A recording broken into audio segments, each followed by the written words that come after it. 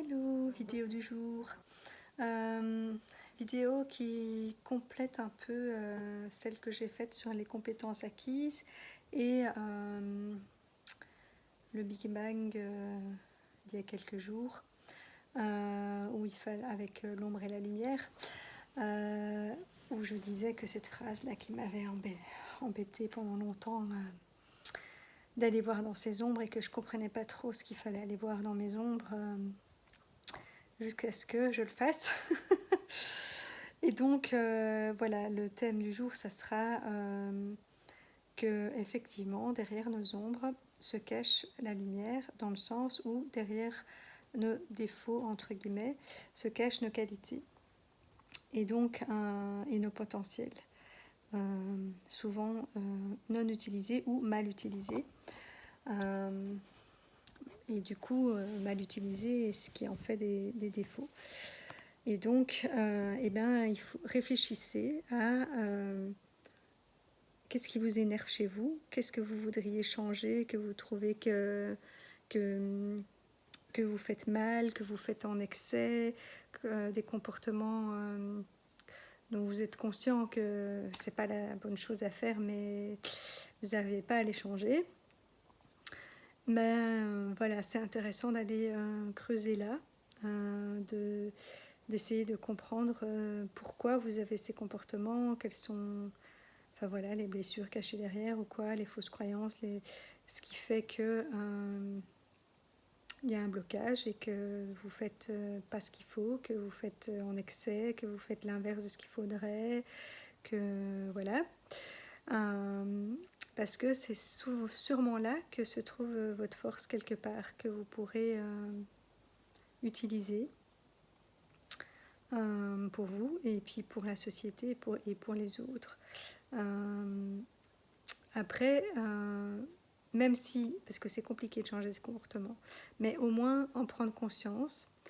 Après, l'idéal, c'est de changer ce comportement, on est bien d'accord, mais déjà quand vous en avez conscience de ce qui se passe en vous, vous vous rendez compte que vous pouvez utiliser ça pour aider à améliorer les choses autour de vous, puisque vous allez attirer autour de vous les choses que vous avez en vous. Donc par exemple, je m'explique.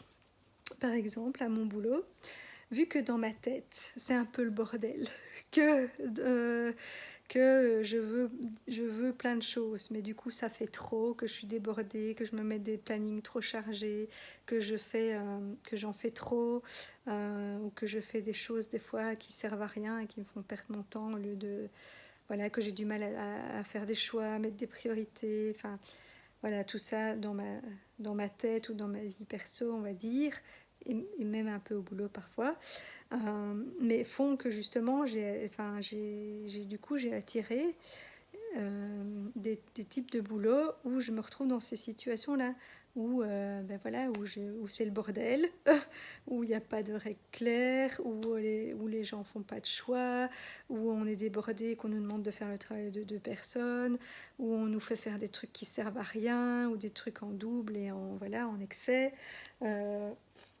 Et donc, moi...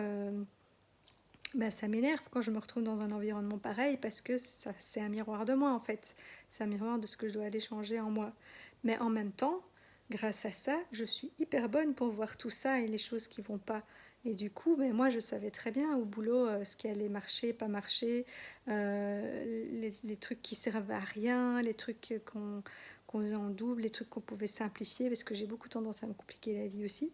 Mais du coup, je vois tout de suite quand c'est pas en moi, quand c'est à l'extérieur, je le vois tout de suite. Et donc ça, c'est une force que je peux utiliser. Sauf que comme je n'avais pas compris avant que c'était un miroir de moi, quand je faisais que me plaindre des choses qui n'allaient pas, au lieu de présenter ça autrement pour qu'on m'écoute et de proposer des solutions parce que je voyais très bien ce qu'il fallait faire. Mais vu que j'étais pas un bon exemple moi-même et que je ne le disais pas de la meilleure des manières, du coup, on ne m'écoutait pas.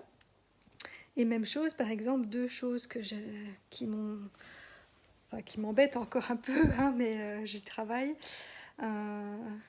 Deux problèmes, on va dire, que j'avais dans ma vie, c'est le ménage. Je sais pas, je faisais une obsession sur le ménage. D'un côté, ça me fait chier de faire le ménage, donc je reporte tout le temps. Mais après, je me culpabilise de ne pas avoir fait le ménage. Et tant que j'ai pas fait mon ménage, ben, je m'autorise pas à aller faire la fête ou voir des gens ou me faire plaisir parce que, ah mais non, t'as pas fait ton ménage. Et donc, en fait, tout ça pour me faire comprendre qu'il fallait que je fasse le ménage en moi, quoi. Que je nettoie en moi ce qui n'était pas nécessaire, que je vire les crasses, les trucs qui pourrissent là, qui servent à rien. Euh, et que si je fais ça, ben, je pourrais prendre beaucoup plus de plaisir et profiter de la vie.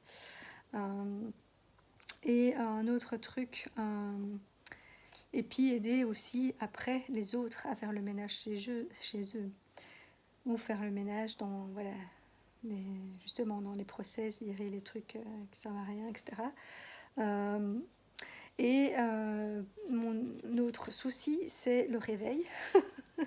Je ne sais pas me lever le matin, je ne me réveille jamais à temps, je ne suis pas prête, enfin bref. Et même quand je me lève, après je traîne, enfin, voilà. Mais bon, ça c'est une autre partie, parce que chaque partie a son explication. Mais donc le réveil, bah, tout ça pour me dire qu'il fallait que je me réveille, que je devienne consciente, que je prenne conscience de justement tout ce qui n'allait pas, tout ce qu'il fallait changer en moi et que je puisse, voilà, après avoir fait le ménage et trouver les potentiels cachés derrière les défauts, mais après il faut se réveiller et se mettre en action et utiliser, voilà, commencer à utiliser ses potentiels à bon escient et pas à l'excès ou mal parce qu'en faisant des défauts, quoi. Donc voilà, petit complément aux autres sujets dont j'ai déjà parlé. Belle nuit.